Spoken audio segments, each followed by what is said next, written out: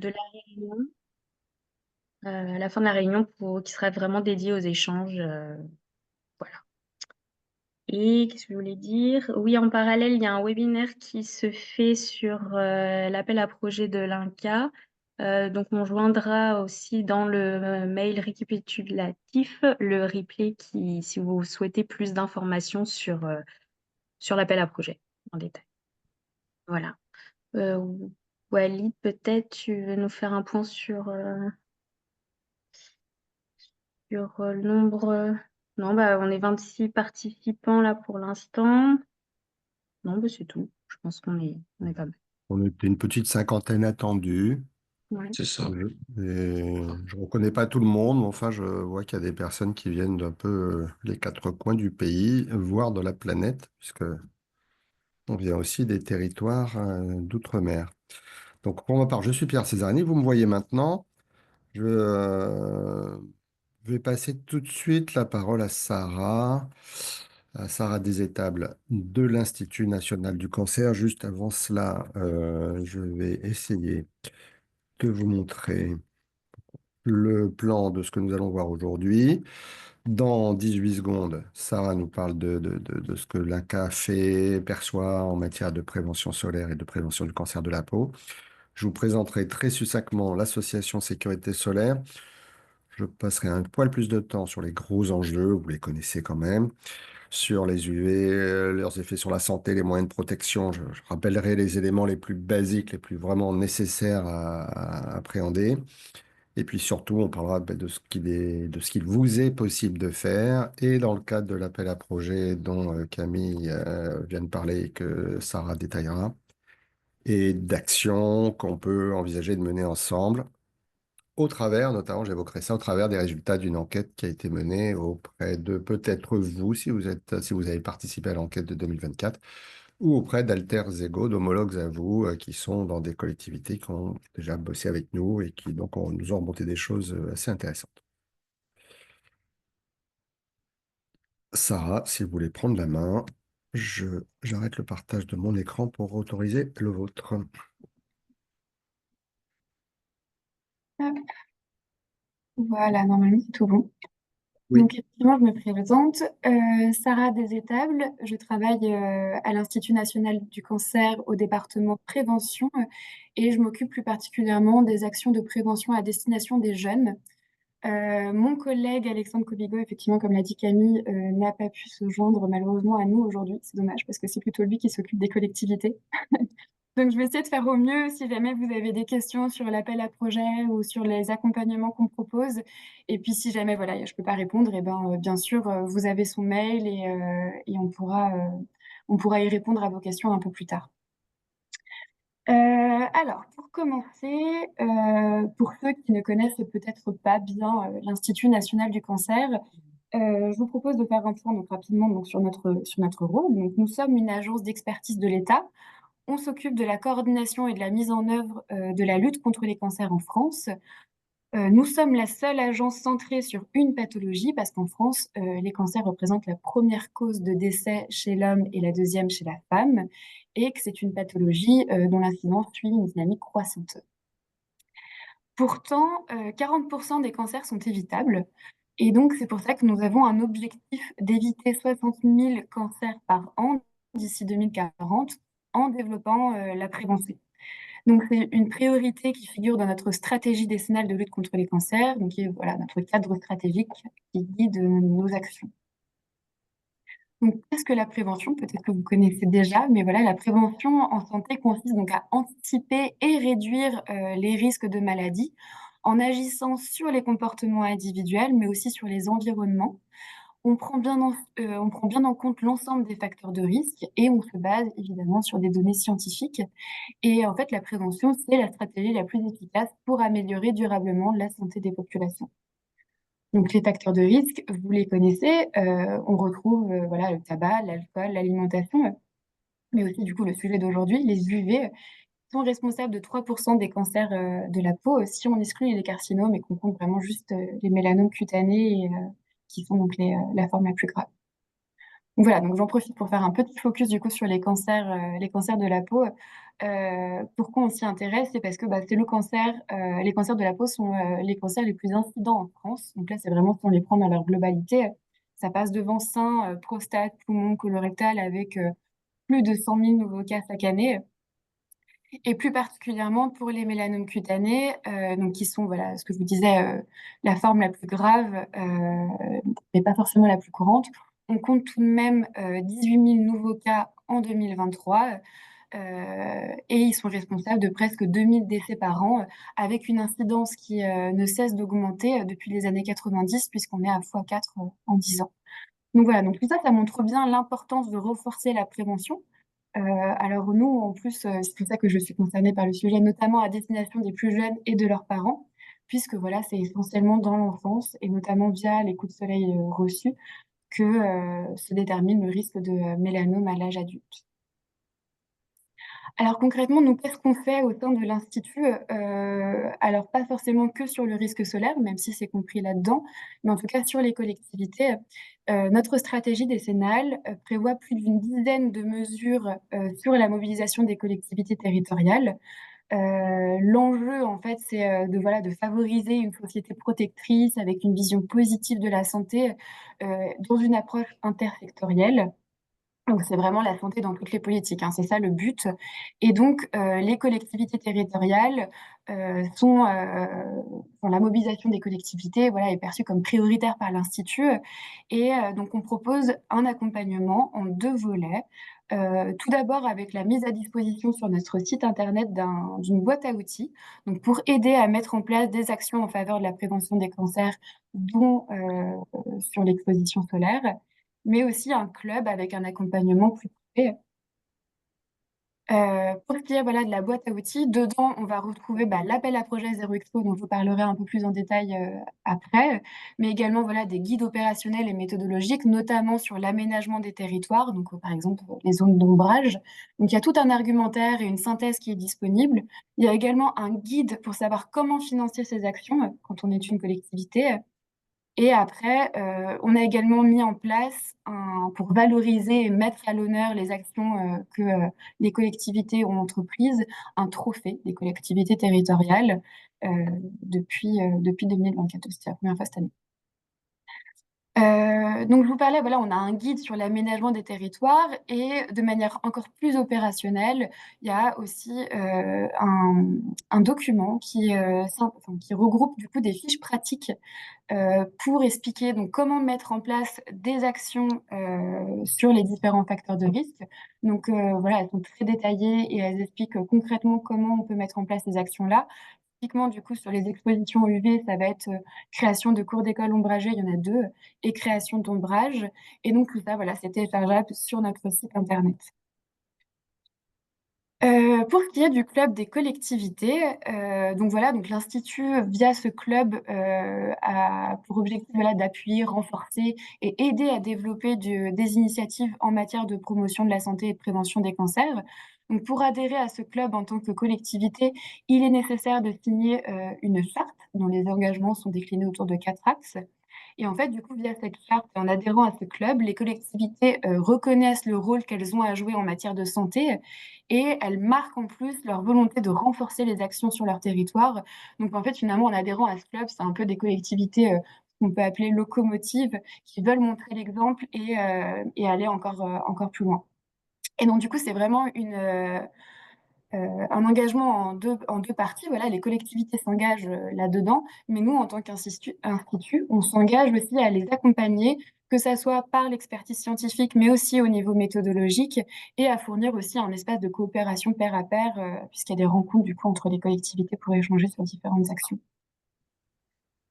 Alors bien sûr, le club est ouvert à tous les profils de collectivités, que ça soit commune, EPCI, département, région, que vous soyez en métropole ou en outre-mer, à la campagne ou dans les villes. Enfin voilà, c'est vraiment ouvert à tout le monde. Actuellement, le club il y a 13 adhérents. Alors ça semble pas énorme comme ça, mais finalement, ça recouvre quand même 8 millions de personnes. Donc, pour mettre en place ces actions, c'est déjà pas mal. Voilà, on a d'autres ressources au niveau au niveau des UV qui sont disponibles aussi sur notre site internet. Donc, vous avez des infographies. Vous avez aussi notre campagne de communication avec la fiche de droite qui sont disponibles et téléchargeables. Et on n'a pas envie de s'arrêter là, du coup, et on a envie d'aller plus loin finalement sur la prévention du risque solaire au sein de l'institut. C'est pas du tout une initiative juste dans notre département de prévention, mais c'est vraiment à l'échelle de l'institut. On est en train d'écrire notre deuxième feuille de route là pour 2025-2030. Et donc, on réfléchit à comment donner une place plus importante à la prévention du risque solaire, mais aussi à la détection précoce et au parcours de soins pour les personnes diagnostiquées. Donc voilà, donc du coup, la population cible est assez large. Ça va de la prévention, donc ce que je disais, des plus jeunes et à leurs parents, avec un focus du coup plutôt sur le milieu scolaire, mais aussi extrascolaire. Plus particulièrement aussi un focus sur les adolescents parce que c'est un âge de prise de risque et qui est favorable aussi à l'ancrage de comportement. Pour la détection, là, ça va être plutôt population générale et puis avec plus particulièrement les personnes les plus à risque. Et pour le parcours de soins, là, ça va être plutôt les personnes diagnostiquées d'un cancer ou d'un cancer de la peau ou en rémission.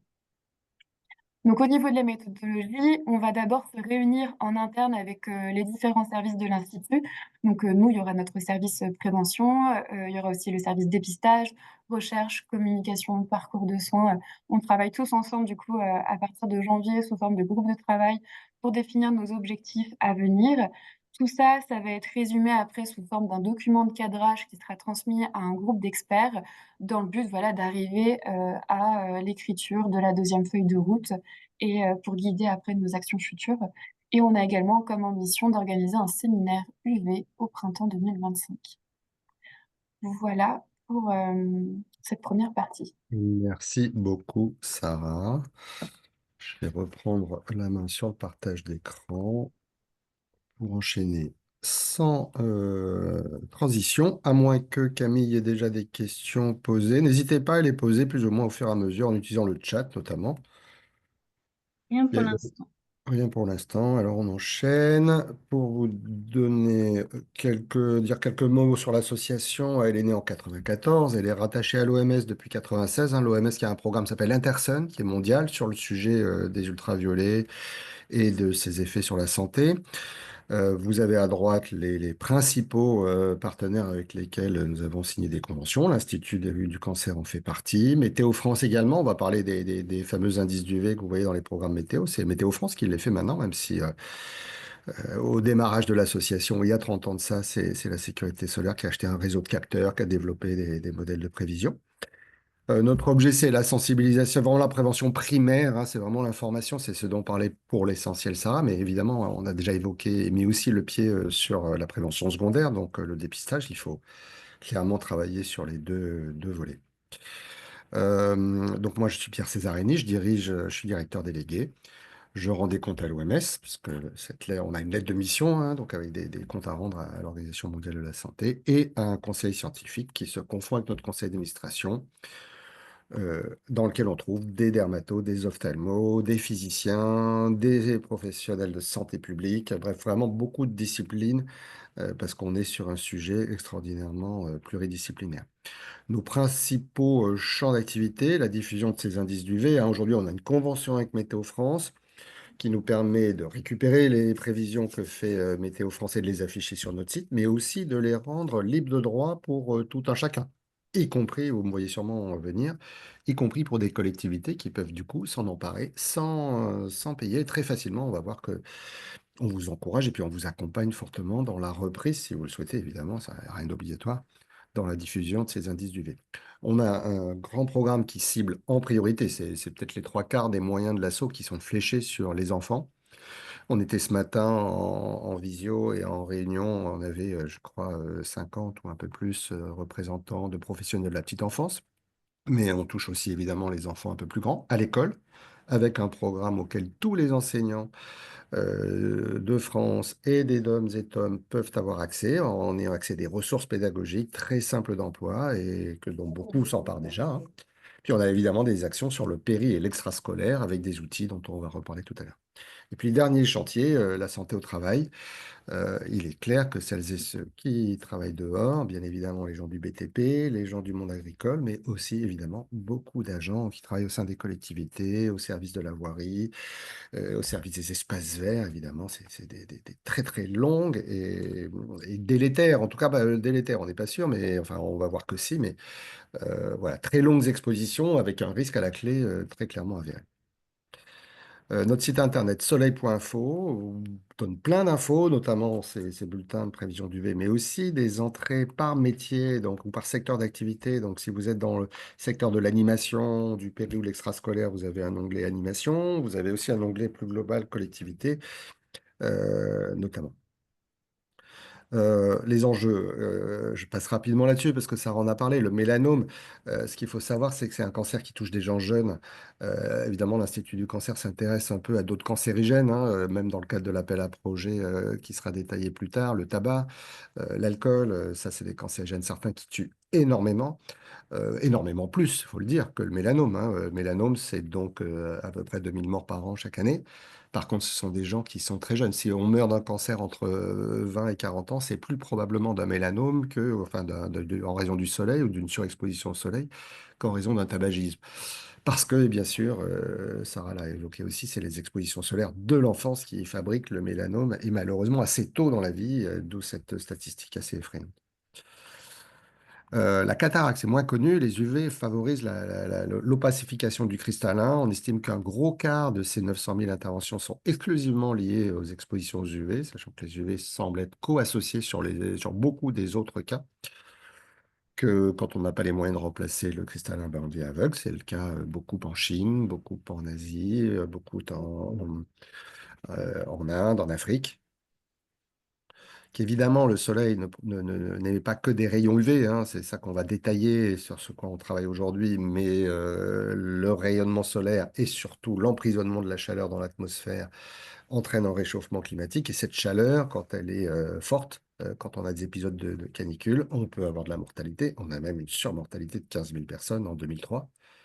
C'est un peu moins sur les dernières parce que visiblement, il y a des process d'adaptation, peut-être biologiques et puis aussi politiques, hein. Quand on met en place des mesures, bah, il y a quand même de l'efficacité derrière.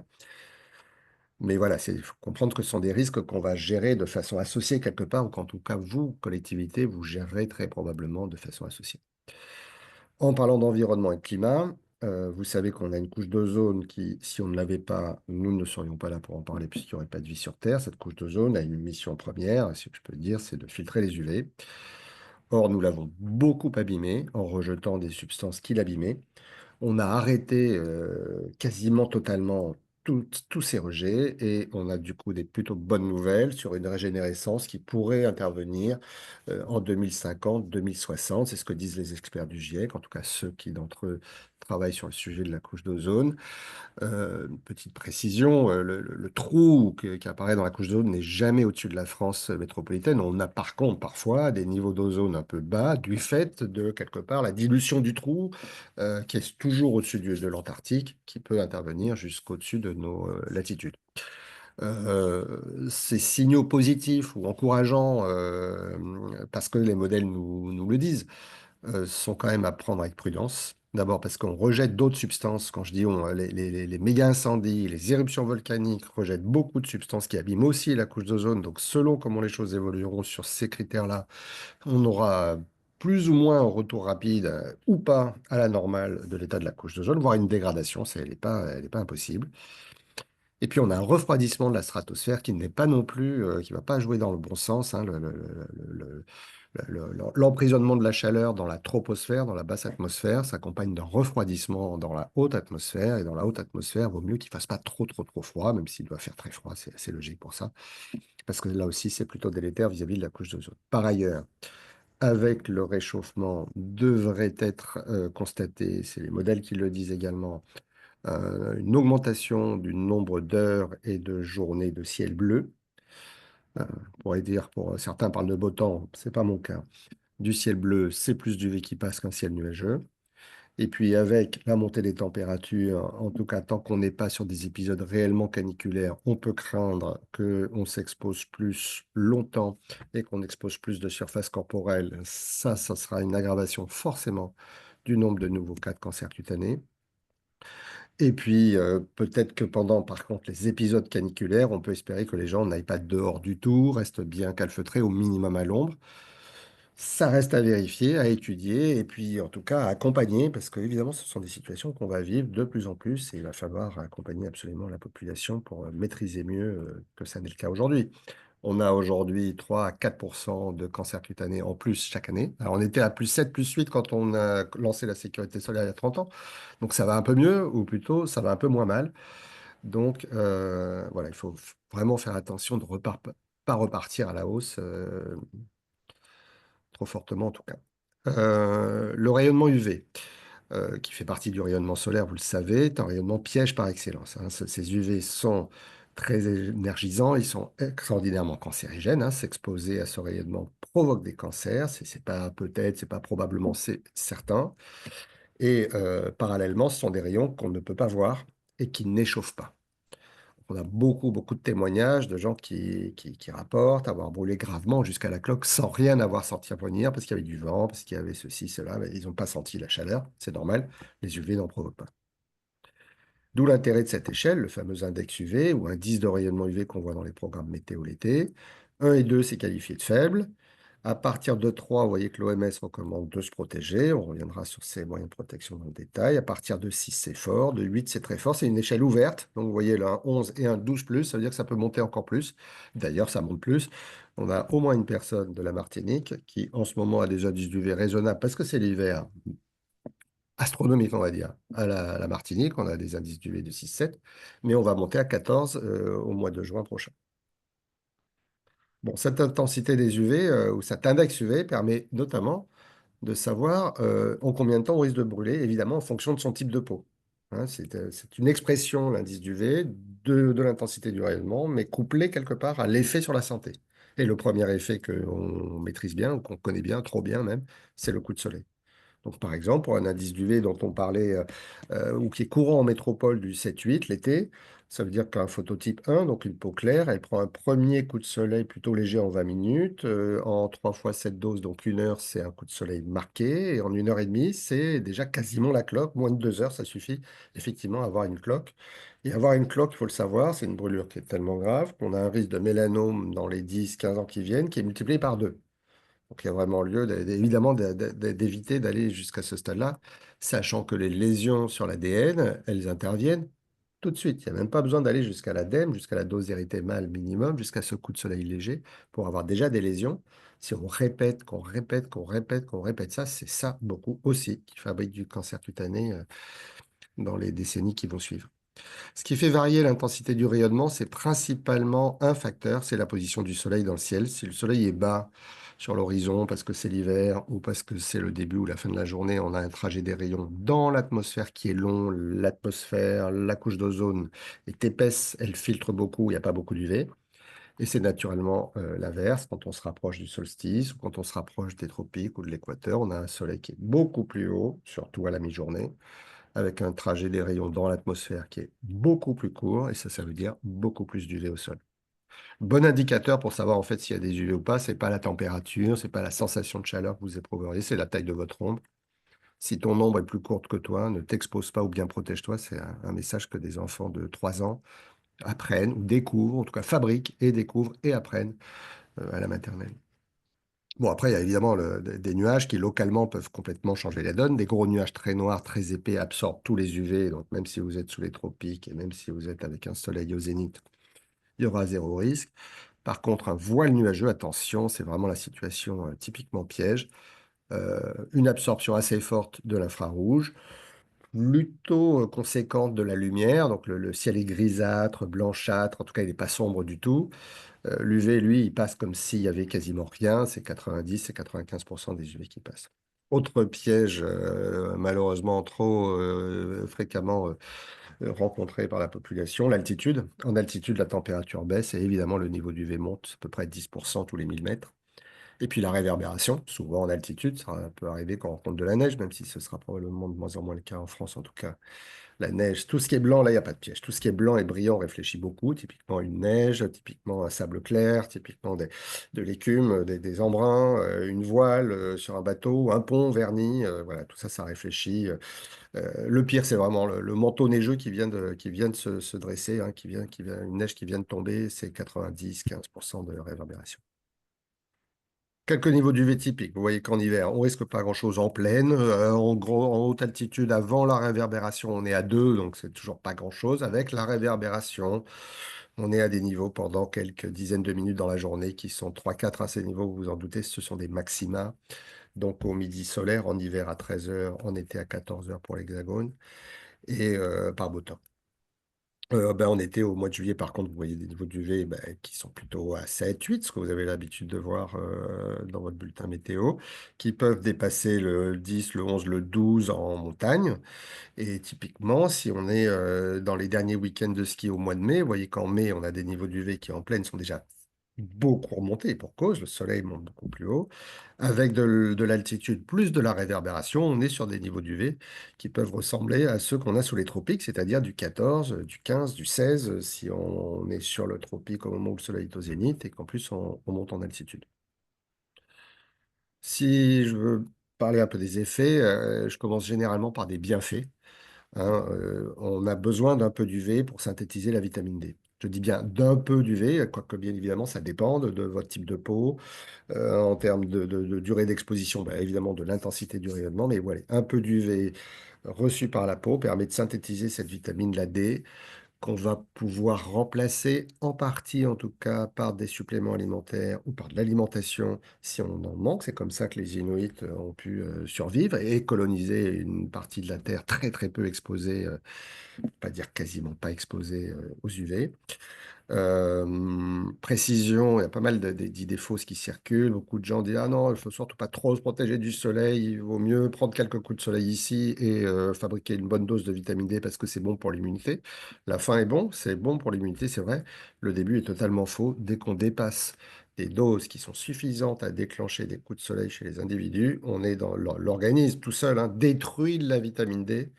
Parce que de toute façon, Il au-delà y en d'un a certain trop. seuil, la vitamine D n'est plus, vitamine D va être détruite par un mécanisme de défense de l'organisme. Par ailleurs, la lumière, hein, donc là on ne parle pas des UV, mais de la partie visible du rayonnement, joue un rôle. Hein, c'est conduit par le nerf optique. Donc d'abord, ça nous touche via les yeux, puis via le nerf optique, ça active des glandes qu'on a dans le cerveau et qui vont produire ou baisser la production de certaines hormones. Et ça joue sur notre humeur, ça joue sur notre sommeil ou nos phases de sommeil et d'éveil. C'est pas une grande nouvelle, j'espère. Euh, c'est vrai qu'après, il faut prendre en compte, bien sûr, les aspirations des gens, hein, quand on réfléchit en stratégie de prévention. Bien sûr, les gens préfèrent généralement l'été, il fait beau, les lumières sont resplendissantes, et puis il fait plus chaud que l'hiver, c'est gris et c'est humide. Et puis là aussi, c'est un peu en voie de régression, le bronzage ou la mode du bronzage. Mais enfin, on a encore envie beaucoup, hein. Beaucoup de personnes souhaitent encore être un peu bronzés, ils ont le sentiment d'avoir bonne mine, ils sont mieux dans leur peau. Voilà. Pour revenir un peu aux différentes formes de cancer cutané, 18 000 nouveaux cas, la diapo n'est pas à jour, 2 000 décès par an, 80% sur peau claire, 20% sur peau mate, ça fait plus qu'il reste plus que zéro sur les peaux noires. À une nuance près quand même, il existe quelques pourcents des cas de mélanome qui ne sont pas liés au soleil. Ce sont des mélanomes qui surviennent sous les pieds, sur la paume des mains, dans la cavité buccale, sur les parties génitales. Là, les peaux noires, les peaux blanches, les peaux mates, les peaux claires, tout le monde est logé à la même enseigne. Heureusement, ils ne sont pas nombreux, ils sont difficiles à détecter, mais ce sont des cancers pour lesquels malheureusement, en tout cas, dont nous sommes tous victimes, quelle que soit notre couleur de peau. Pour le mélanome d'origine solaire, 80% des peaux claires, 20% des peaux mates, qui doivent quand même se surveiller parce que naturellement, l'enjeu pour soigner correctement un mélanome, l'enjeu c'est intervenir tôt. Il n'y a pas photo. Dès que si le mélanome est pris un stade tôt, la guérison, on avait la statistique tout à l'heure de 93% de gens qui sont encore en vie à 5 ans. 93% de gens chez qui survient un mélanome. Et le pourquoi ce très bon score? Parce qu'on repère heureusement beaucoup de mélanomes très tôt. Quand on est sur un stade 3 ou 4, probabilité pardon, d'être encore en vie dans 5 ans, surtout si on est un peu jeune, donc moins de 50 ans, ce n'est plus qu'une chance sur 5. Donc il y a vraiment lieu d'être super attentif et d'être très, très, très proactif pour trouver les moyens. Je sais que c'est compliqué à peu près partout sur le territoire. Il y a même des endroits, il y a le département de la Nièvre. Je ne sais pas si on a quelqu'un de la Nièvre. Il n'y a plus un seul dermato dans la Nièvre. Donc, forcément, c'est difficile d'aller le voir. Mais il faut quand même faire ce qu'il faut pour aller le voir si on a des doutes sur une tache pigmentée qui change d'aspect. C'est surtout le E de évolution qu'il faut retenir dans cette règle ABCD. Et puis le grain de beauté différent des autres, c'est lui aussi qu'il faut vraiment montrer, surveiller au moins une fois, même si c'est que dans un an ou deux, pour avoir soit être rassuré, soit avoir une conduite à tenir en termes de surveillance. On a parlé du mélanome. Il existe aussi une forme qui s'appelle l'épidermoïde, une forme de carcinome parmi les 100, 150 000 qu'on a chaque année. Et je ne suis pas sûr qu'on ne soit pas très en dessous de la réalité.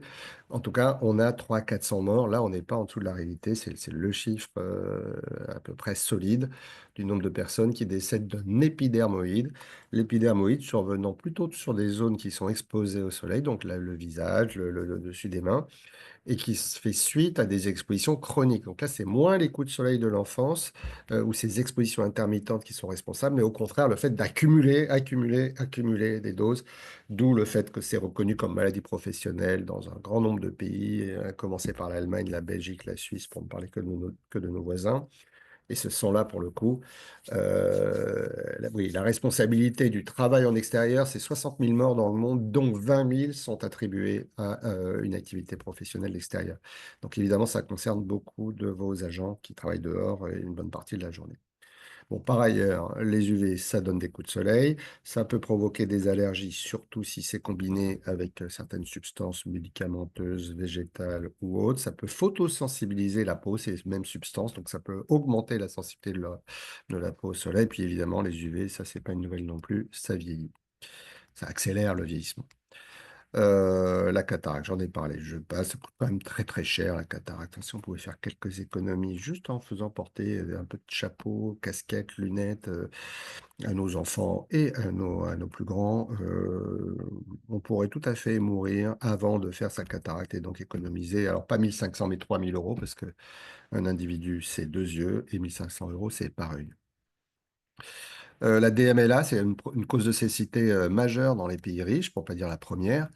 Les UV sont co-accusés de fabriquer des DMLA ou de favoriser la DMLA. Bien sûr, tabagisme, bien sûr, le manque d'antioxydants, bien sûr, l'âge, dégénérescence maculaire liée à l'âge, DMLA. Mais les UV sont aussi responsables. Bon, je passe sur les coups de chaleur et la déshydratation. Je vous renvoie pour ça à toute la documentation que donne Santé publique France. Je ne sais pas pourquoi je n'ai pas la diapo, mais vous avez des affiches, vous avez des kits d'information comme ceux que propose l'Institut du cancer sur toute une série de prévention de toute une série de cancers. Vous avez une documentation très bien faite chez la Santé publique France pour la prévention des coups de chaud. Les recommandations, elles sont les mêmes, quelque part. C'est aussi pour ça qu'on parle de prévention des coups de chaleur. Lorsqu'on parle de prévention solaire, c'est hormis ce point-là, probablement, où vous voyez qu'on a des heures de température les plus élevées dans la journée, décalées d'à peu près 3 heures par rapport au midi solaire. Dans l'Hexagone, le midi solaire, c'est 14 heures, c'est le pic UV. Indiscutablement, c'est le moment où le soleil sera au plus haut dans le ciel. Donc, à moins que vous ayez des choses des passages nuageux qui viennent juste occulter ce moment-là, ce sera le moment où il y aura le plus d'UV. En termes de température, surtout quand il y a des périodes caniculaires, on a un pic qui est quand même beaucoup plus tard. Donc, en termes de protection, d'abord, il faut absolument éviter de parler des heures chaudes pour parler des heures d'exposition ou d'ensoleillement maximum. Et si on doit mettre en place une stratégie de prévention et coup de chaleur et coup de soleil, faut vraiment raisonner sur cette grande plage horaire qui commence à midi, où vous voyez un niveau d'UV qui est déjà à peu près à 5-6. Donc là, on n'est plus dans le modéré, on est dans l'élevé, donc ça convient vraiment d'agir. Et puis, on va pouvoir prolonger la prévention jusqu'à 20 heures, parce que vous voyez que jusqu'à 20 heures, quand il y a des périodes caniculaires, on est à 40, quoi. Donc pas loin. Dans tous les cas, ce message de rester à l'ombre, il est bénéfique, qu'il s'agisse de protéger contre les UV ou de protéger contre le risque chaleur. De porter des vêtements clairs et amples. Alors j'insiste sur le clair parce que justement, on ne veut pas non plus augmenter le risque de déshydratation ou de coup de chaleur en mettant des vêtements sombres qui, absorbant l'énergie solaire, la restituent sous forme de chaleur. Et s'il y a 12 degrés, vous pouvez mettre les vêtements que vous voulez. Je vous dis ça parce qu'il y a quelques messages qui sont diffusés ici et là qui disent mettez des vêtements sombres pour vous protéger du soleil. Pour faire clair, au sens deuxième du terme, un coton ordinaire, clair, donc je parle d'un t-shirt qui n'a pas été lavé 2500 fois, mais qui n'est pas non plus forcément neuf.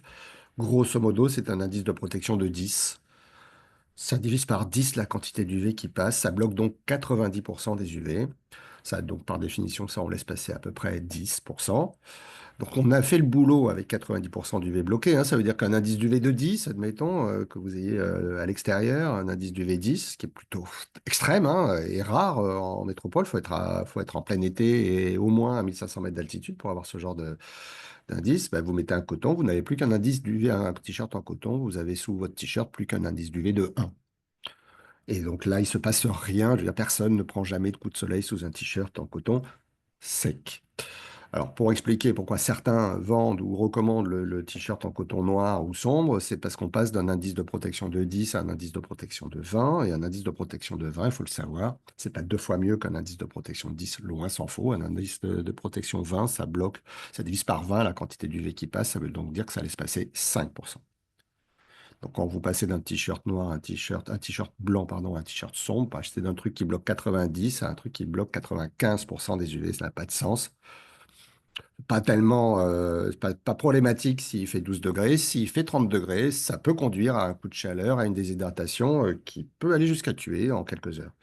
Donc, en été, on porte des vêtements clairs et amples, bien sûr, pour favoriser la ventilation. Si on doit aller dans l'eau, on se méfie que clair ou sombre, un coton, ça devient transparent. C'est pour ça qu'on organise des concours de t-shirts mouillés dans les campings, pour avoir le plaisir des yeux. Ça passe au travers, la lumière, les UV. Donc votre indice 10 ou 20, il devient grosso modo un indice 2. Donc ça veut dire qu'il laisse passer la moitié des UV. Et là, ça ne suffit plus. Bon, en tout cas, ça peut souvent ne pas suffire. D'où l'intérêt de mettre des vêtements anti-UV qui sont en lycra, qui sont en polyester. Ils ne sont pas issus de la recherche spatiale, c'est juste une fibre synthétique, tramée un peu fin pour conserver au moins, même stretché, donc tendu, même humide, une protection de l'ordre de 10 ou 15. Des lunettes enveloppantes de catégorie 3 qui suffisent à faire le travail. C'est teinté, c'est pas non plus noir, hein. Si vous mettez des lunettes super noires, donc des catégories 4, vous ne pouvez pas les utiliser pour conduire. C'est adapté à des conditions extrêmes. Catégorie 3, c'est ce qui convient à tout le monde, ou presque, dans à peu près toutes les conditions. Et la crème, on y vient, c'est un peu un dernier recours. Enfin, elle arrive en dernier lieu et à juste titre. La première des protections, c'est évidemment d'éviter d'être exposé, rester à l'intérieur, rester à l'ombre, porter des vêtements, un chapeau à bord large pour créer de l'ombre. Et puis, par contre, bah, il va rester les zones. On peut comprendre que les gens aillent quand même à la plage y passer la journée, même si c'était déconseillé d'y rester entre midi et 16 heures. Bref, la crème pour compléter ce que les autres moyens ne couvrent pas. Donc, typiquement, les zones découvertes ou non couvertes par les vêtements. En réapplication soigneuse, ça ne veut pas dire d'en mettre des tartines et des tartines, ça veut dire juste en mettre bien partout où on veut protéger. C'est assez logique. Et évidemment, de réappliquer souvent le produit parce qu'il ne peut pas résister. Certains sont super waterproof, donc ils ne se dissolvent pas ni dans l'eau, ils résistent à votre transpiration plus ou moins. Mais dès qu'il va y avoir un frottement, ça ne va pas résister. Beaucoup perdent de leur efficacité hein, au fur et à mesure qu'ils filtrent. Et ils perdent, ce sont des filtres organiques, souvent dans les produits, même s'il y a pas mal de filtres minéraux qui sont plus stables. Les filtres organiques perdent de leur efficacité dans le temps et c'est leur façon de fonctionner, on ne peut pas leur en vouloir. D'où l'idée ou d'où la nécessité de réappliquer, bien sûr, le produit fréquemment. Et puis ensuite, il faut choisir l'indice de protection. Le 30, c'est bien, c'est ce qui est recommandé à peu près partout dans le monde comme valeur standard. 40, 50, c'est un poil mieux pour la même raison que celle que je vous évoquais tout à l'heure avec l'écart entre un coton qui est indice 10 ou un coton qui est indice 20 parce qu'il est passé du clair au sombre. Entre un indice 30 crème et un indice 50, il n'y a pas beaucoup d'écart. Voilà, faut bien se dire. Par contre, il faut aller bien sur ces indices-là. Hein. Prenez pas un indice 10 en crème, parce qu'un indice 10 en crème, c'est un indice 10 certes, mais calculé pour une quantité de produit qui est à peu près 4 fois supérieure à celle que vous appliquez. Donc, et que tout le monde applique, hein, et moi le premier. Hein. Parce que c'est tout simplement la dose qu'on peut s'appliquer raisonnablement. Si on doit s'appliquer la même dose que celle qui sert à établir que tel produit, il est un 10-30, c'est le quart d'un tube qui passe pour une application sur un corps entier. Donc c'est juste même pas possible et même pas souhaitable, c'est que la couche est trop épaisse. Donc des indices élevés, du 30, du 40, du 50, en complément des moyens de protection et en application soigneuse et répétée. Ah ben voilà, bon, il ne tombe pas très bien celle-là, mais voilà, voilà, vous avez les recommandations en chaleur pour prévenir le coup de chaleur de Santé publique France. On a fait une enquête auprès des collectivités qui ont travaillé avec nous. On obtient une moyenne de 8,59. Je ne sais pas si je suis dans le bon ordre, mais pas tout à fait, mais peu importe. Euh, Première des pistes qu'on vous propose sur Pierre, lesquelles... peut-être, Pardon, excusez-nous, Pierre, peut-être on a des questions dans le chat, peut-être avant d'aller sur les propositions d'action. dis-moi. Fanny qui nous demande qu'est-ce que vous entendez par la règle du vilain petit canard, peut-être expliquer un La petit peu règle du plus. vilain petit canard, c'est le grain de beauté qui est différent des autres. Un quart des mélanomes surviennent sur un grain de beauté environ. Et donc, les gens qui ont beaucoup de grains de beauté sont plus à risque que ceux qui n'en ont pas. Et la règle du vilain petit canard demande à surveiller de façon particulière et bien évidemment à montrer un dermato le grain de beauté qui est différent des autres. Le On a professeur une... Jean-Jacques Grob, pour ceux qui voudraient la référence scientifique, GROB, qui est à Nice, hein, qui a longtemps exercé, s'il n'exerce plus, qui a décrit et fait une publication scientifique qui doit s'appeler, qui doit comporter dans son titre le vilain petit canard, je pense. C'est tout? Ou il y a on a d'autres d'autres questions qui questions. sortent? On Non, a pas d'autres d'autres? petites questions. Vas-y. On a d'autres questions, oui. On nous demande si les arbres protègent des méfaits du soleil. Donc j'imagine l'ombre procurée par les arbres. Oui, alors j'ai été vite. Grosso modo, c'est excellent d'être à l'ombre tout le temps, quelle que soit l'ombre. Après, il y a bien sûr ombre et ombre. Il y a des ombres qui peuvent être plus efficaces que d'autres, notamment si le feuillage, si on parle d'arbre, est beaucoup plus dense que s'il est très clairsemé. Si vous avez un pauvre arbre planté au milieu de nulle part, tout seul sur une pampa ou sur une plage, bah forcément, l'ombre, elle est moins efficace que si vous êtes dans une canopée dans la forêt tropicale et que vous voyez même pas le soleil tellement l'ombragement est important. En fait, là-dessus, il n'y a pas tellement de pièges. Quand vous êtes à l'ombre de ce qui fabrique l'ombre, de l'abri, vous avez une très forte luminosité, vous avez l'impression que c'est tout comme si vous étiez en plein soleil, ben, vous êtes plutôt peu protégé, même si c'est toujours mieux d'être à l'ombre que d'être en plein soleil. Si par contre vous constatez qu'il y a une vraie obscurité, ben, ça veut dire que ça réduit beaucoup la lumière et ça donc a réduit aussi beaucoup les ultraviolets. Ça dépend beaucoup, l'ombre, les qualités de l'ombre dépendent aussi beaucoup des surfaces environnantes. Enfin, la protection, la qualité en termes de protection que peut fabriquer un arbre, une voile ou assimiler en termes d'ombragement dépend aussi beaucoup des surfaces environnantes. Si partout autour de vous, il y a des miroirs, du sable super clair ou de la neige, vous pouvez avoir un super truc, super occultant, hein, une toile super épaisse, super anti-UV, ce que vous voulez. Vous allez avoir un rayonnement diffus et surtout réfléchi sur les côtés qui va atteindre par les surfaces ouvertes énormément. Donc il y a une réflexion à mener, on va en parler dans les équipements qui tient compte aussi de ce critère-là. Est-ce qu'il y a d'autres questions ou j'enchaîne? D'autres petites questions sur les moyens de protection. Donc, quid de se mettre au soleil pour augmenter son taux de vitamine D? Ça, je crois que j'ai été clair. Un peu, pourquoi pas, beaucoup, sûrement pas. Dès qu'on atteint des doses, et j'ai présenté des chiffres, hein, une quinzaine de minutes pour une peau claire sous un indice d'UV de 7-8, donc typiquement ce qu'on a entre midi et 16 heures, n'importe où en France métropolitaine, un jour à partir du mois de mai jusqu'à la fin du mois d'août, 15 minutes, ça suffit. Et au-delà, non seulement c'était inutile, mais en plus c'est contre-productif. Et alors évidemment, ces temps-là sont, ou ces doses-là sont un peu plus importante si on n'est pas avec un phototype clair, mais avec un phototype mat et a fortiori avec des phototypes des couleurs de peau noire. D'accord. Et dernière question sur la crème solaire à renouveler tous les combien de temps? Donc, c'est toutes les 2 heures. Le chiffre que tout le monde, tous les acteurs donnent, c'est toutes les 2 heures, mais il est évidemment extraordinairement variable. Ça dépend de l'utilisation qu'on en fait. Si vous arrivez à la plage, que vous vous baignez, que vous vous crémez, et puis que automatiquement, directement, vous allez vous baigner dans une eau qui est agitée, puis que vous sortez de l'eau 5 minutes après, peut-être, hein, que vous essuyez, bah, vous pouvez vous réappliquer le produit, donc 5 minutes 30 après l'avoir appliqué. Si par contre, voilà, vous restez plus ou moins immobile, ou en tout cas que vous ne transpirez pas, que vous ne vous frottez pas, grosso modo, on considère que le produit va être efficace pendant 2 heures. Merci Pierre. Du coup, je peux bien passer aux actions, ou il reste encore une Oui. question? Bon, bah, il y avait une question, mais Voilà. c'était par rapport aux actions. Qu'est-ce qu'on propose? Donc, Alors, ben, voilà. Bon, la première chose qu'on propose, c'est diffuser les indices du V. Ça ne mange pas de pain. C'est la première des recommandations que font l'OMS, le Haut Conseil de santé publique. Je ne sais pas si l'Institut du cancer le recommande, mais ça m'étonnerait qu'il le déconseille en tout cas. C'est le b.a.-ba, c'est la charte d'Ottawa, c'est au minimum faire en sorte que les gens puissent faire un choix éclairé, donc leur apporter cette information. Bien sûr, elle est déjà pas mal visible, elle est très connue de la population, hein. Nous, on fait des études sur ça comme le lait sur le feu. On voit bien qu'il y a 95% des Français qui la voient de façon plus ou moins régulière. Ils savent, alors ils ne sont pas bien sûr des experts du sujet, mais ils savent que ça concerne le risque. Bref, vous pouvez afficher ça, reprendre ça, d'autant que on va tout faire pour vous aider à le faire. Alors, les lieux où ça fait sens de le faire, ben, évidemment, là où on reçoit des publics sensibles, les écoles, les centres aérés, les piscines, les stades, les aires de jeu, les plans d'eau, les plages, etc. Et pour l'outil, ben, évidemment, des panneaux électroniques dans les villes, comme vous voyez ici à Carcassonne ou à Istres, ça fait le boulot. Ça peut être inscrit banalement si certains d'entre vous sont sur des stations balnéaires ou surveillent des plans d'eau, ben, évidemment l'accueil à la piscine, l'accueil ou l'entrée de la plage surveillée.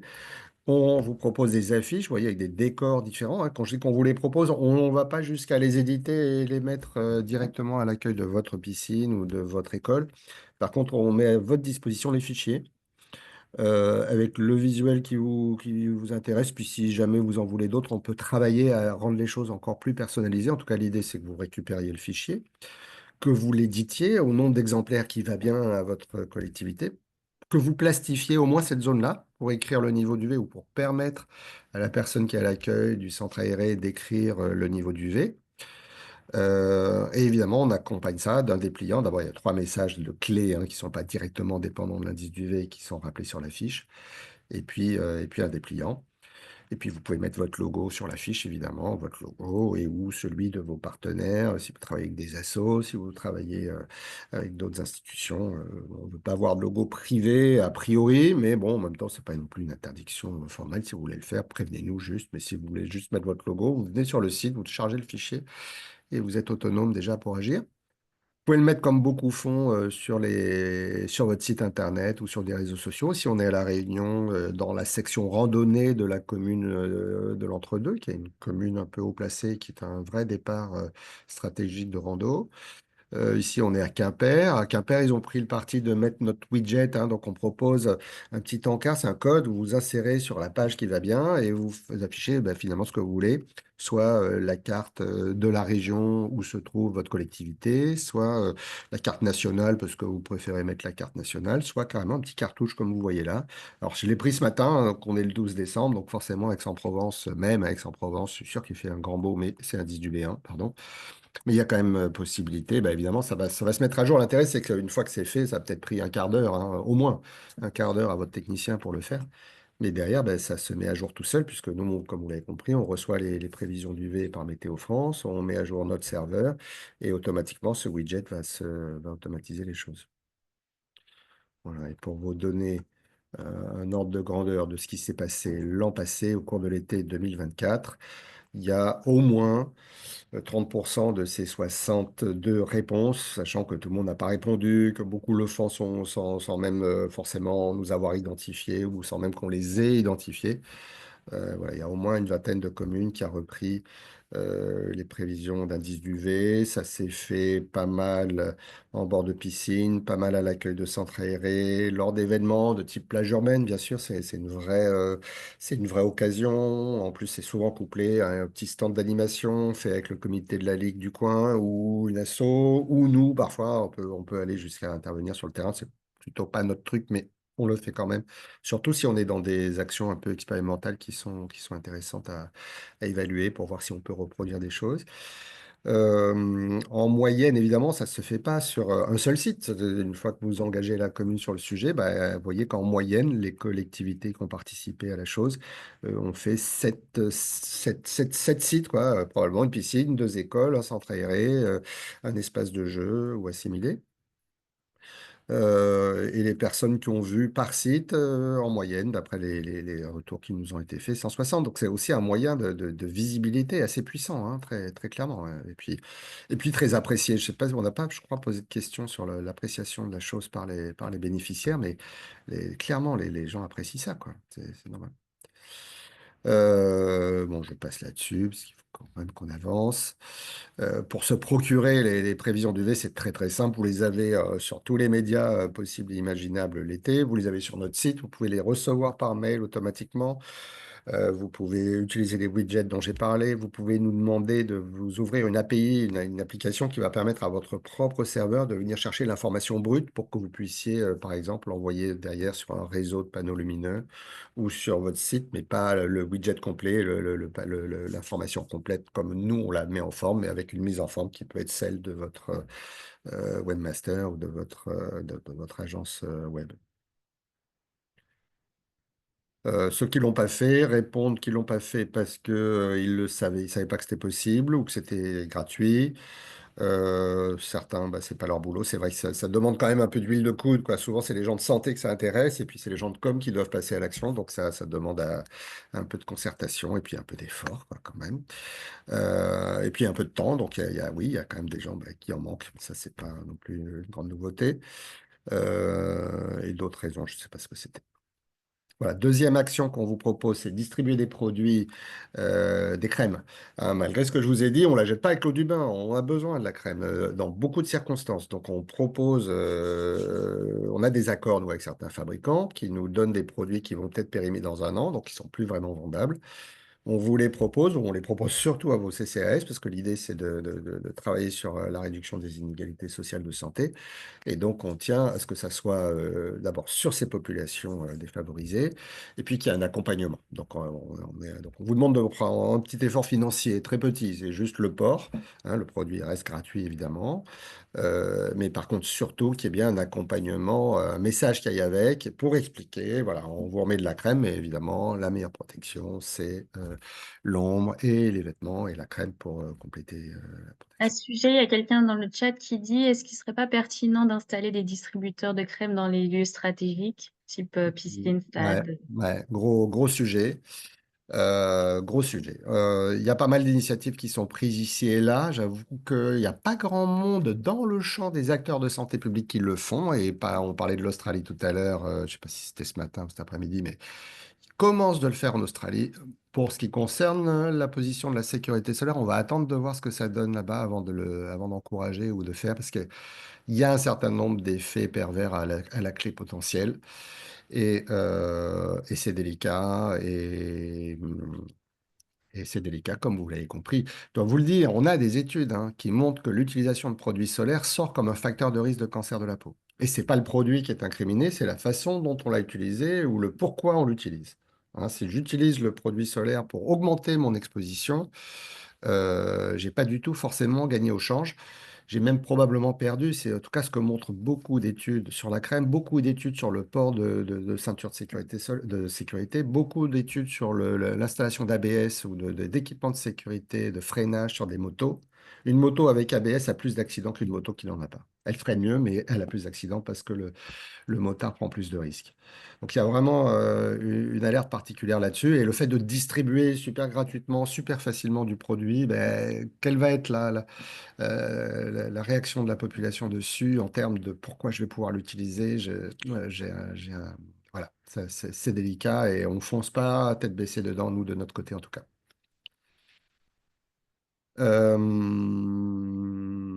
Bon, j'enchaîne là-dessus.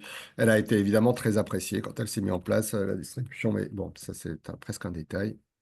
Je préférerais qu'on ait des preuves d'efficience, mais c'est vrai que les retours qu'on a, parce qu'évidemment on travaille entre guillemets de façon très proche avec les collectivités à qui on va envoyer 2, 3 X cartons de produits. Ce qui nous satisfait, c'est qu'on a un engagement quelque part global de la collectivité. Elle ne fait pas que mettre des cartons de produits à disposition comme ça et soigner son image.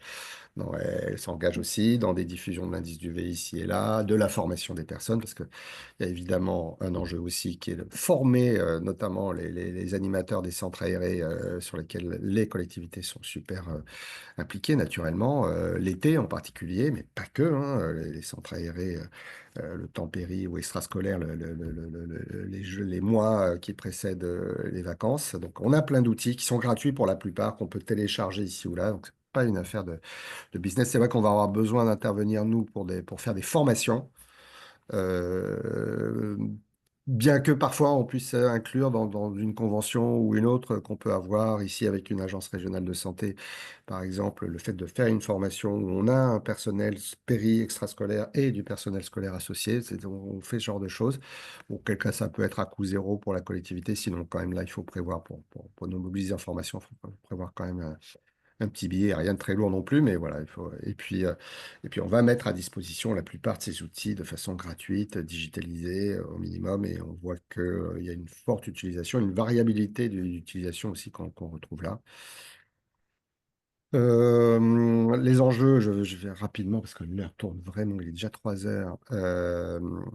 Bien évidemment, il y a un enjeu avec nos agents, hein, les agents voirie, les agents jardiniers, les policiers municipaux, les MNS et ces directeurs et animateurs de centres aérés qui ont un peu double, j'allais dire double peine.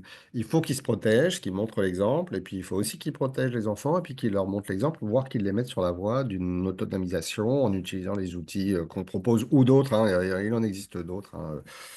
Il y a 30 ans, on était vraiment seul à travailler sur le truc. Maintenant, il y a pas mal d'autres choses, et puis qui sont plutôt pas trop mal faites. Donc voilà, il faut mobiliser en particulier peut-être ces agents-là, parce qu'ils ont aussi charge d'âme et qu'il y a donc il y a un double sens ou une double vocation à les sensibiliser. Mais enfin, les autres, vous avez une responsabilité d'employeur vis-à-vis d'eux. Et oui, la loi de santé au travail 2021, elle vous responsabilise encore plus vis-à-vis de l'exposition au risque UV faut le savoir, hein, le risque UV, il est noté par le Haut Conseil de santé publique en santé au travail, il est rappelé par le Conseil économique, social et environnemental. Voilà, on ne pourra pas dire qu'on ne savait pas, en tout cas, qu'il y a ce risque lorsqu'on fait travailler des gens dehors toute la journée ou pas loin. Donc, on a une série d'actions, là, j'ai pas le temps de détailler, mais on peut faire des actions de formation, des ateliers. On a une caméra UV qui est formidable pour sensibiliser, en particulier les travailleurs, pas que, mais ceux qui bossent dehors sont très impactés par ça. Et puis l'idée, c'est évidemment de leur présenter des outils, des EPI qui fonctionnent, qui sont adaptés à leur activité. Et il y en a plein, des comme ceci, des comme cela, qui seront pas gras, qui vont pas couler, qui sont pas chauffants, au contraire même qui sont rafraîchissants. Je parle là de beaucoup des vêtements qui peuvent faire le boulot. Et puis on a des outils spécifiques pour sensibiliser ces personnes qui travaillent dehors. C'est toujours le même principe, une affiche, un affichage de l'indice d'UV et des dépliants. Et on a fait, je sais pas, ouais, une dizaine d'interventions, là, peut-être un peu plus, dans le champ des collectivités territoriales l'an passé pour former des agents. Ça s'est toujours très, très bien passé. Et puis pour transmettre la main à Sarah, je suis désolé, j'ai pris du retard. Si vous pouvez faire un peu plus court que moi, d'être un peu moins bavard. Euh, c'est le cinquième, mais peut-être le plus important, quoi. Oui, investissez dans l'ombragement. Ombragez tout ce que vous pouvez dans vos collectivités. Ça, de toute façon, c'est une nécessité à laquelle vous viendrez toutes et tous sur l'angle de la protection contre la chaleur. Mais choisissez bien les manières d'ombrager, que ce soit dans les centres aérés, les cours d'école, les crèches et autres. C'est d'ailleurs pour beaucoup je crois, l'objet de l'appel à projet dont va vous parler Sarah. J'arrête le partage, Sarah, pour que tu puisses prendre la main et présenter donc l'appel à projet de l'ECA. Alors, je vais essayer de faire très très vite, effectivement, au vu Parfait. de l'heure, pour vous présenter donc l'appel à projet zéro exposition, donc que j'ai très rapidement abordé tout à l'heure. J'ai vu qu'il y avait une question justement sur les financements d'actions locales. Bah, typiquement, ça pourrait rentrer dans le cadre de cet appel à projet. Il a pour ambition, voilà, de réduire ou supprimer les expositions aux facteurs de risque des cancers dans les lieux accueillant des jeunes publics. Donc là, on n'est pas juste centré sur les UV, c'est vraiment les facteurs de risque de manière générale. Le public visé peut être extrêmement large, où ça va des jeunes avec du nourrisson aux jeunes adultes, des parents, au personnel éducatif et encadrant, personnel impliqué dans la gestion et fonctionnement des établissements que ça soit crèche, centre aéré, club de sport, école, collège, lycée, établissement supérieur. Enfin, voilà, c'est vraiment juste tous les lieux qui accueillent vraiment du jeune public. Et puis élus et agents territoriaux. C'est un appel à projet du coup qui se décline en 3 axes. Un premier axe du coup avec plutôt des projets et des interventions qui ciblent directement les lieux d'accueil des jeunes publics. Donc typiquement, on parlait d'ombrage, la création de zones d'ombrage dans les cours d'école ou ailleurs. Après, il y a aussi aux abords des établissements. Donc voilà, il peut y avoir aussi des mises en place de zones d'ombrage devant les écoles. Et puis après, des interventions d'animation pour agir sur les connaissances, comportements et attitudes des publics cibles. Donc là, ça pourrait passer plutôt par de la formation et de la sensibilisation. On dans cet appel à projet, on a quand même un objectif de reproductibilité. L'objectif, voilà, c'est que, les projets qui sont proposés doivent être donc évaluables avec un protocole d'évaluation qui est quand même, assez, solide, dans l'objectif après, voilà, de pouvoir, le proposer à d'autres collectivités qui pourraient être intéressées et mettre en place ce type d'action. Au niveau des modalités, du coup, les projets sont soutenus jusqu'à 300 000 € pour une durée d'1 à 3 ans, et l'appel à projet 2025 là, est en cours, donc vous pouvez toujours soumettre vos projets jusqu'au 4 février 2025. Alors je ne vais peut-être pas rentrer, voilà, dans les détails de cette slide-là, toujours sur notre site internet, vous avez un document, qui, vous donne des exemples d'actions et des ressources complémentaires pour monter votre projet. Et après, voilà, en exemple de projet financé là, en 2024, il y a la ville de Grenoble qui avait proposé, donc avec le soutien de Sécurité Solaire, un projet pour mettre en œuvre des solutions d'ombrage sur plusieurs sites fréquentés par, les enfants et ou les familles, donc que ça soit dans les rues, ou dans les cours d'école. De former et sensibiliser le personnel municipal et également de fournir des outils ludiques et de communication. Et puis bien sûr, c'est ce que je disais sur l'évaluation, de mesurer l'impact après sur les comportements et sur la réduction de l'exposition. Donc voilà un peu pour l'appel à projet. C'est ce que vous disiez Camille au tout début. En fait, si mon collègue Alexandre n'est pas avec moi aujourd'hui, c'est parce qu'il est actuellement en train de présenter du coup un webinaire qui explique justement cet appel à projet en détail. Tout est enregistré et donc pourra vous être envoyé euh, à la suite de cette présentation. Et il y a également dedans une FAQ, une foire aux questions, si jamais voilà, vous avez besoin de certaines réponses. Et puis, on est disponible par mail pour répondre à vos questions si besoin. Ça ne pourra pas vous être envoyé, ça va vous être envoyé demain, probablement, au plus tard, début de semaine prochaine, par Walid, qui va vous envoyer le lien pour accéder au replay ici, là, celui que vous venez d'assister, les diaporamas que vous avez vus présentés par Sarah et moi-même, et par ailleurs, le lien pour accéder au replay du webinaire dédié à cet appel à projet qui concerne d'autres sujets aussi que les UV, hein, qui est en train d'animer Alexandre Kobigo, avec du coup les informations spécifiques à cet appel à projet, tous les détails et la fin en question. Donc vous aurez tout ça dans votre mail lundi matin dans votre boîte au plus tard. Enfin, lundi matin ou lundi soir au plus tard, disons. Reste-t-il des questions? Moi, je n'ai pas plus de contraintes que ça. J'imagine qu'il y en a quelques-uns qui ont dû nous quitter parce que, non, on est encore 35 participants. Est-ce qu'il reste des questions? N'hésitez pas à ouvrir le micro, lever la main ou directement ouvrir et prendre le micro si vous voulez réagir. Je ne sais pas si vous aviez des points sur lesquels vous avez sursauté ou bien que vous vouliez plus de détails. Oui, Bonjour. bonjour. Bonjour Laetitia Pradal, je suis directrice de la prévention et de la stratégie en santé au niveau de la collectivité territoriale de la Martinique. Oui. Je vous remercie beaucoup pour cette présentation qui était très instructive.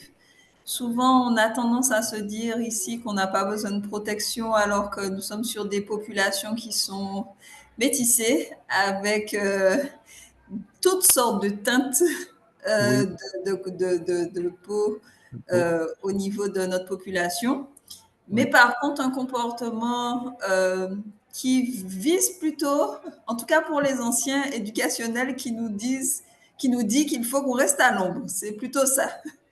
Et quand on regarde les touristes, on se dit, ils n'ont pas compris qu'il fallait rester à l'ombre, même si c'est un pays de soleil qui est souvent associé uniquement au fait de bronzer, alors qu'il y a beaucoup d'autres choses à faire. bien sûr. Je souhaite savoir si dans les études que vous avez menées, il y a justement des études qui sont spécifiques aux peaux, quoi, c'est-à-dire aux peaux qu'il y a de chez nous, puisque effectivement vous avez montré différentes choses, et aussi concernant les informations sur les rayonnements qu'il y a au niveau de Météo France, savoir si ici aussi on l'a, parce que vous en parlez là, effectivement c'est des choses qu'on voit Mhm. quand on regarde les journaux météo de l'Hexagone. Ouais. Mais autant on va parler des sargasses ici dans nos Mhm. journaux météo qui s'est associé. On va parler du vent, de plein d'autres choses, mais on ne parle pas de l'ensoleillement. Ouais. Alors, on n'a pas l'impression, c'est-à-dire qu'on n'a pas l'impression d'avoir de grosses différences finalement sur nos journées tout au long de l'année, même s'il y en a malgré tout. On n'a pas les grands ciels bleus exceptionnellement qu'on peut retrouver au niveau hexagonal. On a toujours l'impression que c'est assez nuageux finalement, avec toujours des passages de nuages. Mais je pense que ces informations ont peut-être aussi un intérêt à notre niveau.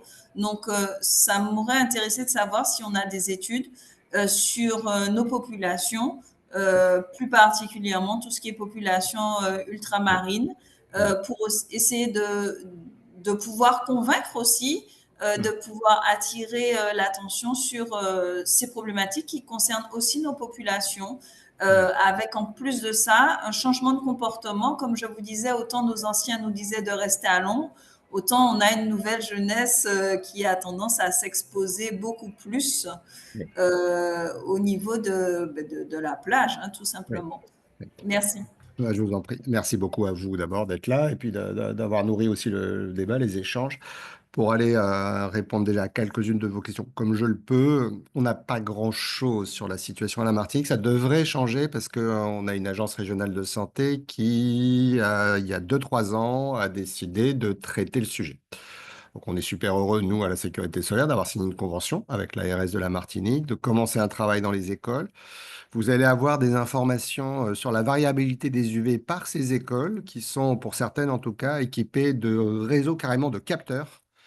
Alors, ce pas des capteurs de très très haute précision, mais c'est des capteurs qui font le boulot. Et donc, on espère très bientôt pouvoir mettre à la disposition de l'ensemble de la population ces niveaux d'UV mesurés dans les écoles. Sachant que vous avez bien sûr les prévisions d'UV que fait Météo France pour l'Hexagone ou pour l'île de la Réunion ou pour ailleurs, elles sont déjà disponibles. Je suis d'accord avec vous, hein, elles ne sont pas aussi visibles dans l'Hexagone, mais elles sont quand même déjà là.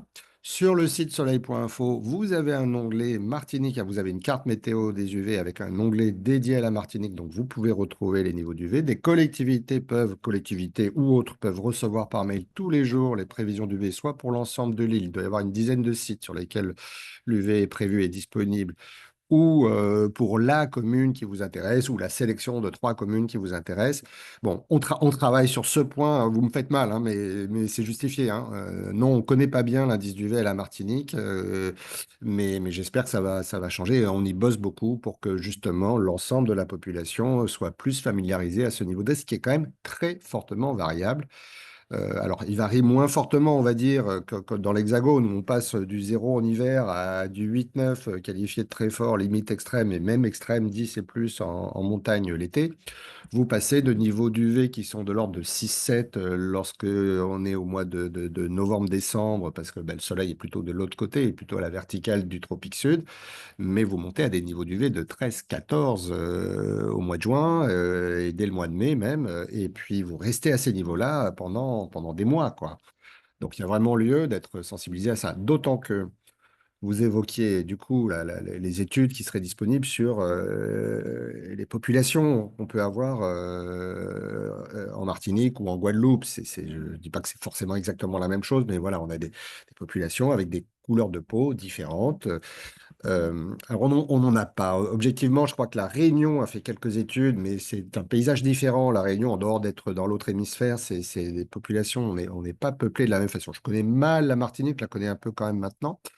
On a Mathieu Brozy qui est chargé de mission, qui est présent là, aujourd'hui, qui est chargé de mission chez vous en Martinique, donc qui peut aussi, qui nous amène une certaine culture du sujet. Mais ce dont on est sûr, c'est que déjà pour le risque oculaire, ça c'est documenté de chez documenté, il n'y a pas besoin d'aller faire une étude spécifique à la Martinique. De toute façon, ça ne change pas, le risque ne dépend pas de la couleur de l'iris. Vous pouvez avoir les yeux clairs, les yeux sombres, le risque de cataracte plus ou moins précoce est lié à quoi? Est lié à l'endroit où on vit sur Terre. Donc vous êtes pas loin de l'équateur ou pas loin entre l'équateur et le tropique, donc vous êtes à un risque optimum. Et deuxième facteur de risque, votre activité au cours de votre vie.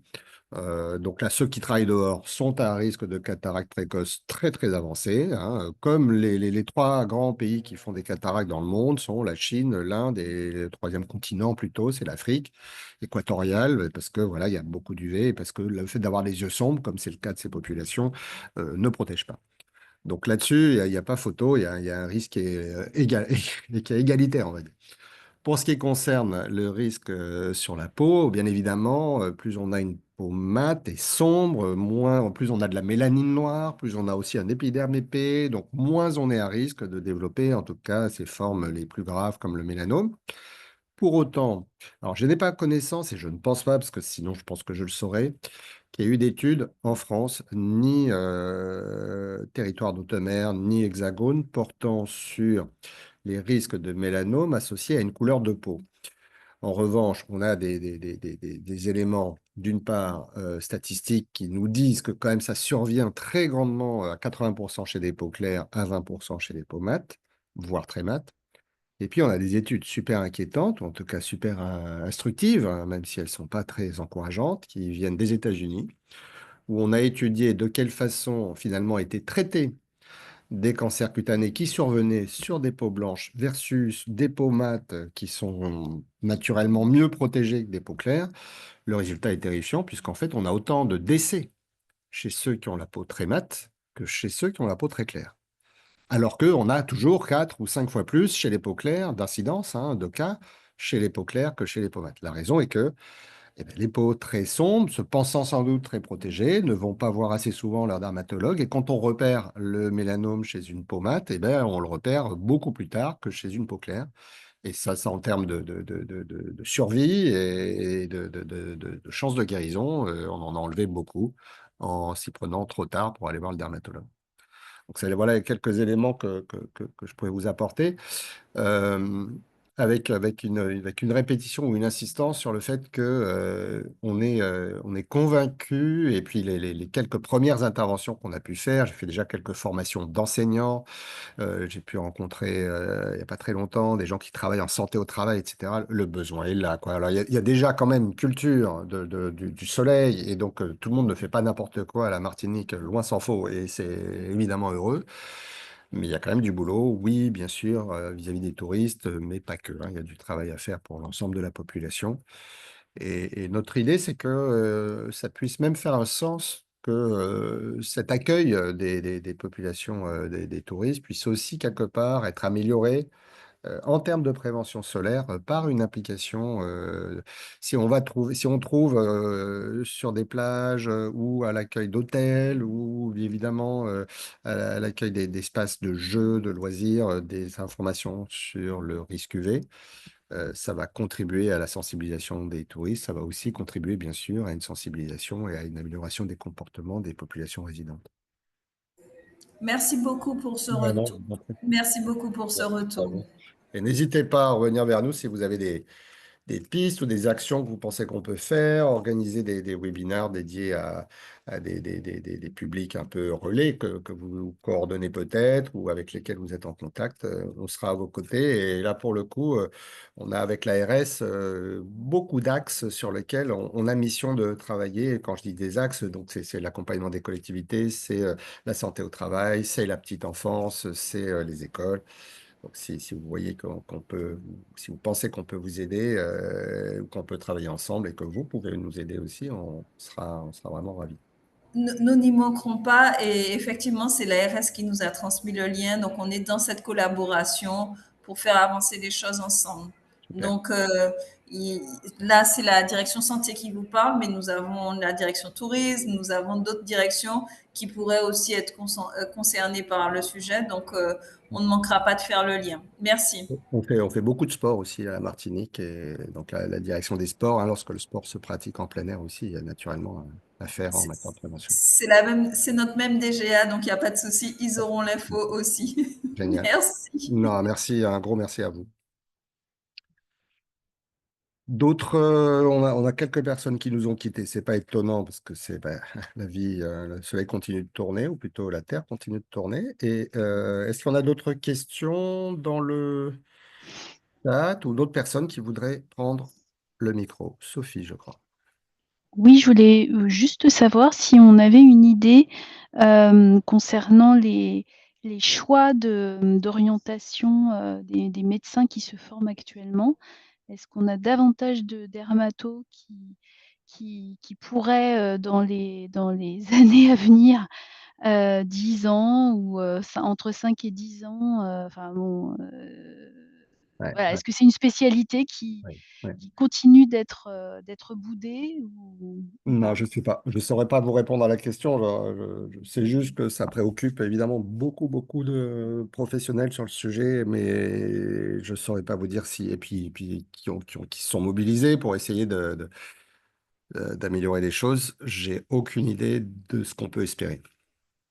OK, En ce merci. moment, vraiment, j'insiste, hein, sur le fait qu'on a quand même des dermatos. Et pour tout vous dire, moi, je travaille avec quelques collectivités ou des entreprises. Là, récemment, j'ai eu besoin d'organiser une journée de dépistage au sein d'une entreprise.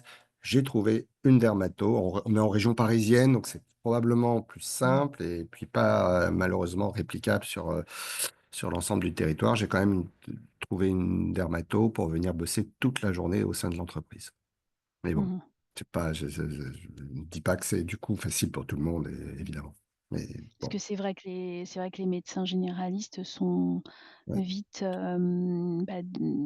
démunis face oui, bien sûr. à certaines constatations où finalement ils savent pas trop. Alors C'est je sais sûr. que certains sont en lien avec, des services spécialisés, peuvent faire des photos, envoyer les photos pour avoir un avis, un premier avis, voilà. Oui. C'est, Mais je sais pas si c'est très développé, chez tous les enfin Ça si va, voilà. très certainement, on y va. C'est déjà en place, hein, ce type de dispositif en Australie, où ils ont, je ne sais pas à quel point ils ont de la pénurie de dermatos, ils ont surtout un problème de territoire, c'est immensissime l'Australie, et avec parfois trois personnes qui vivent à 12 000 kilomètres, j'exagère un poil, mais vraiment à peine. Donc, ils ont de la télémédecine, des personnes qualifiées pour faire des prises de vue, qui envoient les prises de vue en question, des personnes qui ne sont pas médecins, hein, qui font les prises de vue. Et les photos sont envoyées à des algorithmes, à des médecins dermatos qualifiés pour dire il faut absolument aller consulter ou pas. Le diagnostic se fait toujours, à ma connaissance en tout cas, absolument physiquement par un médecin en bonne et due forme, dermatologue de son état. Mais oui, on va aller très certainement vers des dispositifs qui permettent d'économiser du temps de dermatologue avec de la formation de médecins généralistes et ou de paramédicaux pour faire des photos ou faire du pré-repérage et envoyer et finalement ne cibler vers le dermato que des personnes qui sont vraiment chez qui il y a vraiment une suspicion de lésion. Mmh. Est-ce qu'on commence à utiliser, l'IA pour, aider au diagnostic, Oui, notamment des cancers du sein. oui, Mais bien évidemment, ça ne se substitue pas à la lecture, des clichés par un médecin, mais, a priori, il y a une aide, enfin, Ouais. Un- Le souci, c'est évidemment de faire un faux négatif. Mm. Parce que, évidemment, rassurer faussement quelqu'un, c'est quasiment le condamner avec le mélanome, hein. Ouais. Donc c'est évidemment manié avec beaucoup, beaucoup de prudence par les experts. Pour moi, une société qui s'appelle Anapi, je ne veux pas lui faire une publicité particulière, mais enfin voilà, je sais qu'elle travaille très sérieusement et son dispositif, c'est une double analyse, l'IA Mm. et le dermato. Mhm. Oui, mais c'est ce qui se passe dans le cadre du cancer du sein, hein. C'est une double lecture, hein. Oui. Bah, je Mm. pense que sur le principe, on n'a pas besoin d'inventer la poudre. Après, il faut encore pouvoir le réaliser. Il faut avoir une IA Eh oui. qui répond quand même correctement. Si elle dit 2 fois sur 10 ou sur 2 un truc qui est Oui, du bon c'est ça. côté, c'est pas bon. Ok, merci. Merci à vous. Je vois une Marie-Olympia. Je ne sais pas si son micro est ouvert. Non, Marie-Olympia, vous pouvez ouvrir le micro si vous voulez, mais vous n'êtes pas obligé non plus. Est-ce que d'autres personnes veulent intervenir? On est encore 23, mais moi, je suis encore là. Enfin, faut quand même que je parte dans 8 minutes, mais est-ce que quelqu'un d'autre veut intervenir? Vous posez une question dans le chat. Je vois beaucoup de gens qui disent merci. Ben, merci, non, merci à vous. Enfin, là, maintenant, ils ont dû partir, donc merci à eux quand même. Euh, Sarah, vous avez répondu à des questions Dame directes. Lerme, si vous voulez aussi Excuse-moi. rebondir sur ce que vous disiez tout à l'heure. Delphine Lerme, il me semble que vous faisiez des actions. Vous m'entendez? Oui, Oui. Oui, moi, ce que je tenais à dire, déjà, il y a une chose dont vous n'avez pas parlé dans le webinaire, c'est le petit film que vous avez au niveau de la sécurité soleil. Le petit dessin animé, moi, je dirais, pour les agents, justement, qui bossent en extérieur. Il est vraiment super bien fait. S'il y a encore des gens qui sont là, je suis infirmière en santé au travail. J'ai travaillé avec le CHU de Grenoble, justement. On a fait de l'échange de bons procédés, parce que je fais mon mémoire d'infirmière en santé au travail sur l'exposition justement des agents de voirie et des agents des jardiniers de la ville de Grenoble. Du coup, quand j'ai bossé avec les internes qui, elles, vont faire leur thèse sur ce sujet aussi, on a beaucoup hésité entre reprendre et faire nous-mêmes un petit PowerPoint et faire le film. Alors, on a préféré la version PowerPoint parce qu'on pensait que c'était un peu plus interactif et on avait peur de les endormir un petit peu après une journée de travail. Mais ceci dit, moi, il y a pas mal de chefs qui m'ont demandé ce qu'on avait mis à la fin du PowerPoint. On avait mis le lien du film. Il y a pas mal de chefs d'équipe qui m'ont demandé à le visionner et qui, du coup, l'ont fait voir aux agents qui n'étaient pas là quand on est revenu faire les interventions. Donc, vraiment, il est super bien fait. Puis alors, par contre, ce que j'ai dit tout à l'heure, c'est le fait de nous mettre ces affiches, les flyers à disposition. Moi, ça marche vraiment bien. Moi, ils étaient ravis d'en avoir. Alors, j'avais téléchargé que la version pour les agents de voirie, mais ils étaient vraiment ravis de les avoir et de les faire aussi en grand format et de les plastifier. Alors après, il faut que les mentalités changent un petit peu aussi. C'est-à-dire qu'il faut que les chefs ou quelqu'un tous les jours regarde sur la météo, mais c'est quand même pas bien sorcier, pour dire bah, aujourd'hui, on va avoir un indice temps ou temps ou temps. Et ça marche bien, hein. Nous, on les a fait, on leur a donné pour mettre dans les. Donc voilà, merci beaucoup pour ça, parce que moi en plus, ça m'a évité de faire du travail aussi pour le mémoire. Donc c'est parfait. Il y a des choses qui existent et qui sont très bien faites, donc autant s'en servir. Ouais, merci beaucoup pour ce message. J'avais évidemment pas le temps de tout présenter, mais on produit beaucoup. On a un peu 30 ans de boulot derrière nous aussi, donc forcément, il y a et puis on essaye de faire des choses qui durent dans le temps également. Mais oui, merci beaucoup pour ce message. Et puis, n'hésitez pas tous autant que vous êtes, d'une part, à utiliser les outils. Principalement, vous les trouverez par la page d'accueil. Vous êtes sur soleil.info en bas. Vous venez soit dans l'espace santé au travail dont parlait Madame tout de suite, avec l'endroit où vous pouvez télécharger. Le film est libre de droit, vous pouvez l'aspirer, le reprojeter, vous pouvez le découper en images et en faire un PowerPoint si j'ai compris. C'est un peu ce que vous avez fait en première intention avant d'utiliser le film. Nous, on l'utilise beaucoup dans les formations, un peu comme un moyen de venir synthétiser, puis il dure 3 minutes, hein. Donc c'est très bref, ça vient synthétiser finalement tout ce qu'on a passé des fois 2 heures ou trois à discuter âprement, voire à tester, puisqu'on a des manips qu'on peut faire faire aux gens, etc., pour arriver finalement, c'est vrai, en un film de 3 minutes qui est assez efficace pour ça. Vous avez les affiches et dépliants côté travail en extérieur qui sont disponibles toujours dans cet espace Soleil et santé au travail, les recommandations là, et vous voyez les affiches et les dépliants bah, selon le métier On qui ne vous... voit pas votre écran. Vous voyez pas mon écran? Oui, bon, forcément, hein, donc, J'imagine. pardon, vous Ouais. imaginez bien, je suppose. Là, vous devez voir l'écran. Donc, je suis sur Soleil et santé, soleil.info et les espaces qui permettent, ou les axes qui permettent de rentrer directement, par exemple, la santé au travail, c'est ici. Le film, il est là. Donc, vous pouvez télécharger le teaser ou le film entier. Et vous avez les recommandations par secteur qui vous conduisent directement. Alors, évidemment, c'est selon les métiers. Donc, par exemple, on va prendre les espaces verts ici, le paysagisme. Et donc, vous pouvez voir le dépliant là. Vous pouvez voir la fiche ici. Donc, ça, c'est celle des BTP, etc.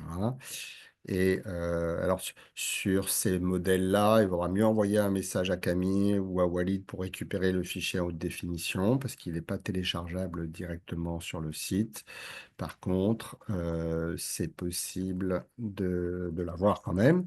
Et puis de télécharger directement les affiches que j'ai montrées dans le diaporama tout à l'heure. Là, vous venez dans l'espace collectivité, diffuser quotidiennement l'indice du V.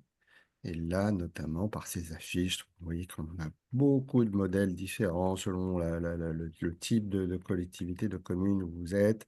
Si vous voulez une version enfant avec des dessins, pas animés, mais avec des illustrations dessinées, c'est là.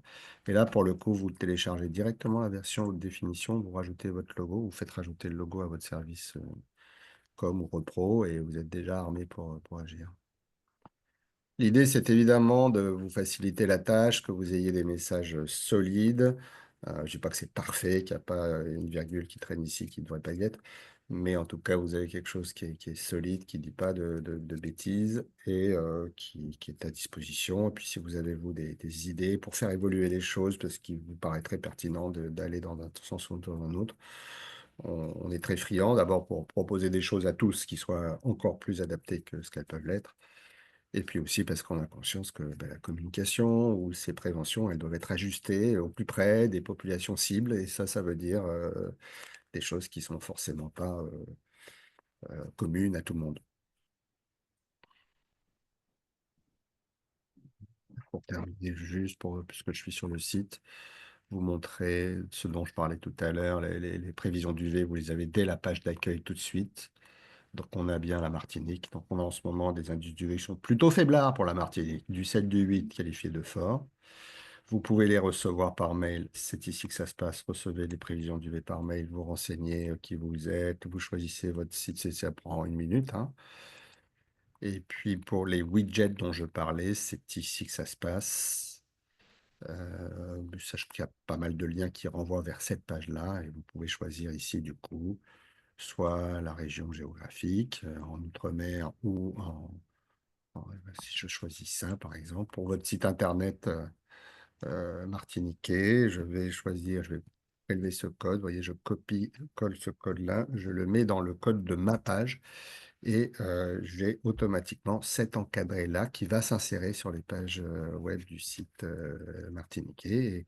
Et évidemment, c'est interactif, c'est mis à jour automatiquement. Donc, j'ai des niveaux d'UV, j'ai des recommandations avec une info conseil du jour et puis évidemment des liens pour aller en savoir plus, le rappel de l'échelle, etc.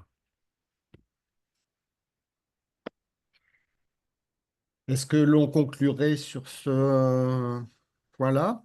Pas d'autres questions, Camille? Tout va bien? Sarah, vous vouliez dire un dernier mot? Non, 4, c'est tout 4 bon pour moi. février, date de clôture de l'appel à projet de l'INCa. Concernant les UV, mais aussi d'autres facteurs cancérigènes, Sarah vous l'a bien dit, hein. Donc n'hésitez pas à aller voir le cahier des charges sur le site de l'INCa. Et puis, si vous pensez qu'on peut vous aider à construire le projet ou à le mener, on est super ravis d'accompagner Grenoble, avec qui on travaille depuis longtemps sur ce dossier-là. Bah, n'hésitez pas à vous envoyer un petit mot à Camille ou à Walid. On peut monter un petit temps d'échange. Il n'y a évidemment pas de... C'est évidemment à coût Et, zéro, quoi. et Après, c'est ce que je disais dans le chat en réponse, c'est un appel à projet qui est renouvelé tous les ans. Donc si le 4 février, là, c'est trop court, donc ça sera l'année prochaine, c'est pas un souci. Et puis, on évoquait aussi avec Alexandre ce matin ce qu'il y avait dans la version précédente, c'est-à-dire la possibilité de monter ce qu'on appelle un projet d'amorçage, mais qui est toujours possible, même si ce n'est pas marqué en tant que tel. C'est l'idée aussi de pouvoir proposer à l'INCa un projet qui consiste à déjà étudier la situation, identifier les partenaires potentiels, les mettre autour de la table. Tout ça prend du temps, peut être éligible à un financement. Dès lors qu'évidemment, la finalité, c'est d'aller vers le zéro exposition, qu'il s'agisse des UV ou les autres thématiques portées par l'appel à projet. Donc, effectivement, on a une date butoir qui est assez proche, 4 février, mais d'abord, on peut prévoir une reconduction. Et puis, c'est la troisième édition déjà là, hein. Donc il y a déjà une ancienneté, et il y a une volonté manifeste du financeur de durer. Et il a bien raison, évidemment. C'est pas des choses qui se font comme ça en one shot. Et, euh, et donc, possibilité aussi pour vous, collectivité, d'entamer une démarche, de commencer à voir quels sont les partenaires avec qui vous pourriez travailler sur le sujet, éducation nationale, les différentes directions, parce que ça peut être plus ou moins simple de fédérer les différentes directions au sein d'une collectivité, et puis de commencer à travailler là-dessus et d'amorcer les choses.